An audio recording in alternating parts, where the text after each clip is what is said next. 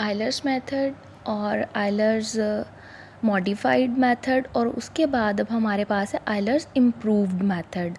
Improved method में जब हमने एस्टिमेटेड वैल्यूज़ को देखा तो हमने कहा कि वो ऑलमोस्ट जो हमारे पास आ रही थी वो तकरीबन उनमें एरर बहुत कम था, और वो मोस्टली जो थी वो ट्रू वैल्यूज़ के करीब थी। तो हमने पहले आइलर और फिर मॉडिफाइड और फिर उसको फर्दर सॉल्व किया किससे, इम्प्रूव्ड आइलर्स मेथड से। तो ये आपको इस तरह से ही क्वेश्चन भी आ सकता है कि डिफरेंशियल इक्वेशन को सॉल्व करें, बाय ऑर्डिनरी डिफरेंशियल इक्वेशन को सॉल्व करें बाय यूजिंग आइलर्स मेथड और with the help of modified और with the help of improve. तो आपको ये फार्मूलाज तीनों याद होने चाहिए। और हाँ जी, यहाँ पर अब जो हमारे पास एक्स एन तो वही है एक्स की वैल्यूज़ के लिए। जो वाई की वैल्यूज़ के लिए यहाँ पर हमारे पास एक है, वो देखें जब हमने y n plus one is equal to y n plus h by two f of x n y n plus f of x n plus h y n plus h f of x n y n. अब यहाँ पर जो improved में हमारे पास formula आया है वो है ये वाला।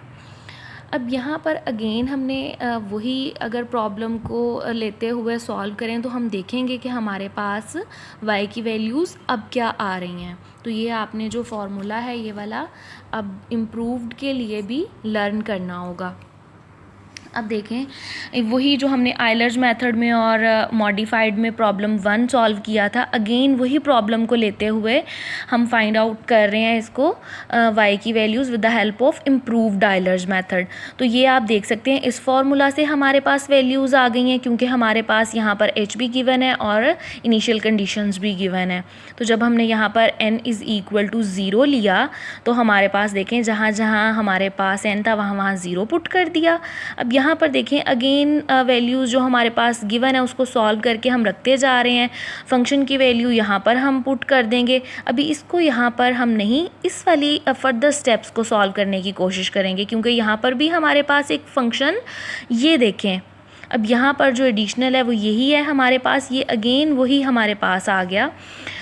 अब यहाँ पर देखें f of x 0 plus h y 0 plus h f of x 0 y 0। तो यहाँ पर हमने अगेन वैल्यूज़ पुट की और ये देखें अब एफ ऑफ एक्स 0 वाई 0 की जगह पे अगेन हमने क्या किया, फंक्शन पुट कर दिया जो कि हमारे पास यहाँ पर गिवन था।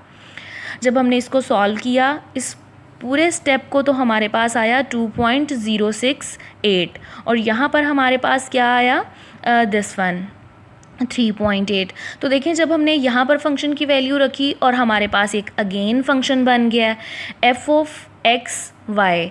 अब यहाँ पर क्या किया, अगेन हमने वैल्यू पुट की किसकी, फंक्शन की, और जहाँ जहाँ हमारे पास x था वहाँ वहाँ हमने 3.2 और जहाँ जहाँ हमारे पास y था वहाँ पर 2.068 पुट कर दिया।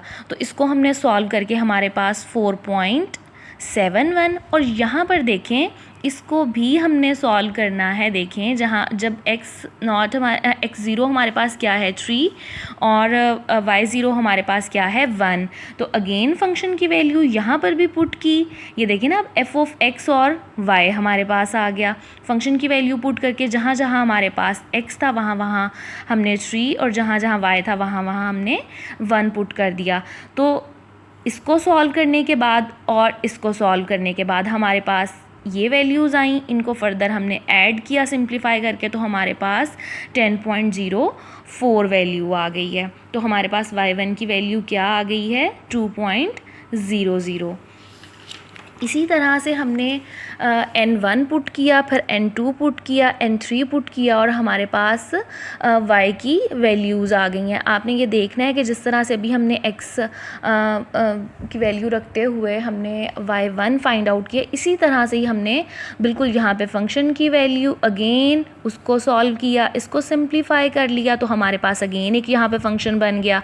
फिर यहाँ पर फंक्शन की वैल्यू रखी, जहाँ जहाँ x था वहाँ वहाँ हमने 3.4 पुट किया और जहाँ जहाँ हमारे पास y था वहाँ वहाँ हमने, क्योंकि ये x की वैल्यू और ये y की वैल्यू, वहाँ पर 2.90 पुट कर दिया।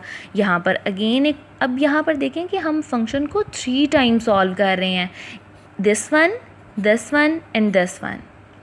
तो हम क्या कर रहे हैं, पहले हमने आइलर्स मेथड में 1 टाइम किया, फिर मॉडिफाइड में 2 टाइम किया, और फिर अब हमने 3 टाइम फंक्शन को यहाँ पर सॉल्व किया जैसे जैसे उसकी वैल्यूज़ आ रही हैं। इसी तरह से आपने इसको सॉल्व कर लेना है n2 के लिए और n3 के लिए, और यहाँ पर इसका टेबल क्रिएट कर लेना है। यहाँ पर हम फंक्शन की वैल्यू नहीं राइट कर रहे क्योंकि यहाँ पर हमारे पास फंक्शन जो है उसमें डिफरेंट वैल्यूज़ आ रही हैं। यहाँ पर जो टेबल है वो x, n और y का है यहाँ तक।